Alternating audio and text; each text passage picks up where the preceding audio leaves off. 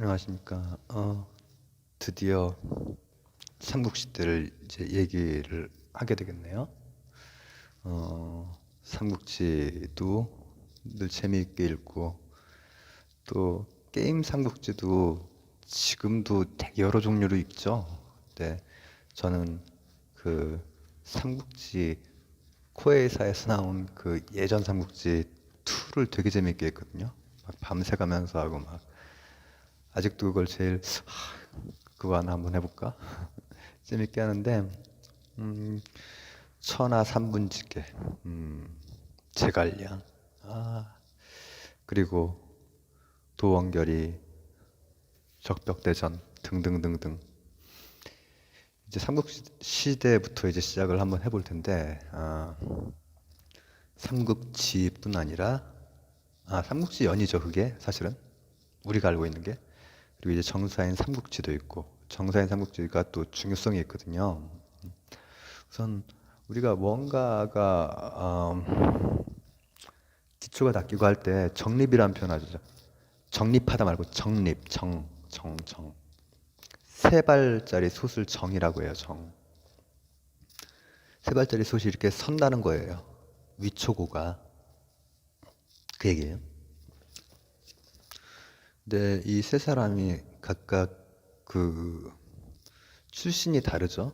조조는 뭐 삼국지 이제 다들 익숙하신 분들도 많을 텐데 그 후한의 환관계의 무관입니다. 조조는 그렇죠. 그리고 이제 또 유비는 후한 황족이라고 알려져 있죠. 근데 사실은 그때 유 씨가 너무 많았기 때문에 뭐 이거랑 관련해서 제가 나중에 또 얘기를 하겠지만 그렇게 알려져 있죠. 그리고 또 오나라 송권 이쪽 계통은 그 전국시대 오나라가 있었잖아요. 그 이제 후예라고 자칭하면서 이제 나왔단 말이에요. 그러니까 조조는 우선은 실력적으로 가장 뛰어났고 그 다음에 유비는 적통이라 이거예요. 적통. 후한 황실의 적통. 그다음 이제 손권은 전통, 오나라라는 전통, 남방 세력. 그리고 이제 근데 이제 그게 이제 삼국지 연의 말고 삼국지에는 이제 고대사, 우리나라 고대사가 들어가 있거든요. 그게 이제 위나라에서 이제 한 건데 우선은 그 실제로는 실력 좋은 사람이 이겼죠. 조조가. 그래서 후한의 그 헌제를 이제 옹립을 하고 이렇게 했는데 삼국지 얘기를 좀 더 할 줄 알았는데 너무 금방 넘어가나요? 중간에 생각나면 좀 더 하든지 할게요. 이게 그 실제 중요한 것은 그때 당시에 그, 그 실제 일어났던 일들이 이제 더 중요하죠. 우리가 거기서 또 얻을 것들이 많이 있고 삼국지 소설도 참 재미있고 거기도 사람에 대해서 이렇게 얻을 수 있는 것들이 참 많긴 하죠. 나중에 또 좀 더 다뤄보고 중간에 생각나면 또 얘기하고 하겠습니다. 그 실력자인 조조 쪽이 이겼고 그리고 이제 헌제를 옹립해서 이렇게 가다가 조비가 220년에 그 황제를 칭하죠. 결국은 선양받은 것처럼 해서 그리고 나서 이제 한참 후에나 이제 촉한이라든지 오라든지 이런 데는 뭐그 제갈량이 있었던 적벽대전을 통해서 이제 그 세를 그래도 유지하고 있던 촉한 같은 경우에는 263년 그리고 오나라 같은 경우에는 280년 이때 이제 병합이 되거든요. 근데 그때 중요한 것이 이제 하나가 있어요. 위나라가 했던 것 중에서 중요한 것이 있어요. 중요한 것. 첫째, 구품중정제, 둘째 병호제, 셋째 둔전제, 넷째 호조제. 우선 구품중정제는 관리에 대한 등급을 매겨서 이제 임용할 수 있는 그 틀을 조금 이제 달리 이제 생각을 해낸 거거든요. 그리고 병호제 같은 경우에는 이제 개인이 아닌 호에다가 그 군역을 이제 부과하는 거예요. 그래서 가족 단위로 묶어서 그 상비군을 이제 유지를 하려고 하는 것이고, 둔전제 같은 경우에는 나중에 수당에 확실하게 자리 잡는 균전제 모체가 돼요. 물론 그 이전에 이제 북위에서 쓰고 했는데 그 얘기 좀 이따 하고. 그리고 이제 호조제 같은 경우에도 이것도 조세제도인데 역시 호에 따먹는 거죠. 인두세가 아니라. 이런 큰 변환이 위나라에서 일어나요. 실력자 조조가 갖고 어떤 그 나라에서 이제 일어나는 거죠. 근데 이제 일단은 오나라는 그럼 어떻게 됐느냐? 오나라 같은 경우에는 삼국시대를 통해서 진짜 그 중국이라고 하는 세계가 남쪽 서쪽으로 많이 넓어지거든요. 그러니까 오나라는 밑에 있던 산월, 월나라 있었죠. 근데 이제 산월은 이제 더 밑이란 말이죠. 그리고 대만 쪽까지도 다 이렇게 하고, 그리고 인도와도 이제 교류를 맺고, 그리고 송권을 그 강승회가 개종을 시켰다고 하죠. 불교도 그때 이미 받아들이거든요. 그때부터 강남이라는 곳이 이제 중국 역사의 주 무대로 잡히는 그런 터가 잡히는. 지금도 그러니까 강남 지역이 경제 중심지 아니에요. 그리고 북쪽이 정치의 중심지가 되는 거고, 국방 정치 이런 것. 근데 이때 이제 오나라 때 많이 그렇게 된 거죠. 그 이전에도 물론 세력이 이제 밑에 이제 월이라든지 오라든지 있었지만은 이때부터 본격화되는 거예요. 그리고 이제 그렇게 하다가 이제 그 사마의라고 있었잖아요, 삼국지에. 근데 이제 그 사마씨도 호족이거든요, 호족. 어, 호족이었는데 이제 그 원제 때 이제 또 그걸 빼앗아서 진을 열어요, 진나라를. 그래서 사마씨가 이제 진나라를 연단 말이죠. 근데 그때 이후로 이렇게 중원 사정이 이제 복잡해지니까는 위에 있었던 그 북방 민족들 있죠? 내려오는 거예요. 그걸 오호라고 이제 하죠. 다섯 뭐 이제 그쪽 북쪽 세력이 되는 거예요.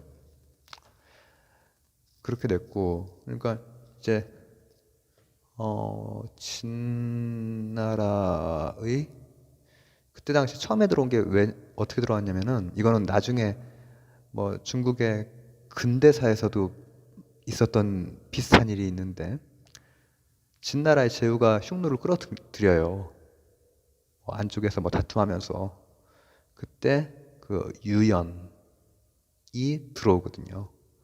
유연이라고 하는. 근데 그 유연도 이거 참 이상하죠. 왜 유씨지? 유비도 유씨고.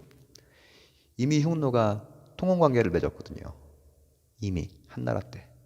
그래서 유씨를 받은 거예요. 유씨가 그렇게 흔하게 이렇게 쓰였다는 얘기예요.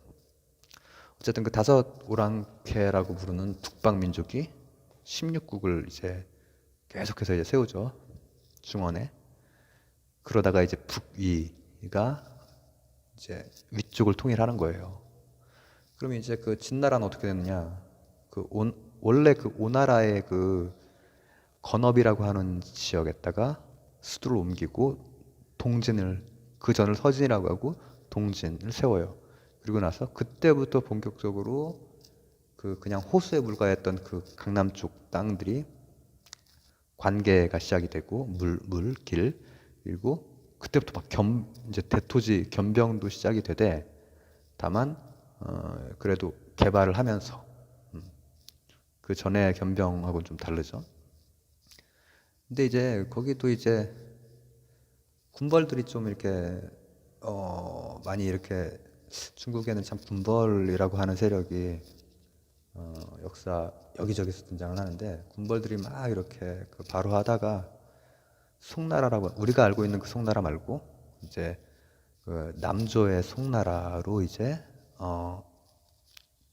통일이라기보다는 어쨌든 그렇게 진행이 돼요. 좀 묶이게 돼요. 그래서 이제 남조와 북조가 이렇게 시작이 되는 거예요. 북조는 이제 그 북이 그리고 이제 남조는 이제 송.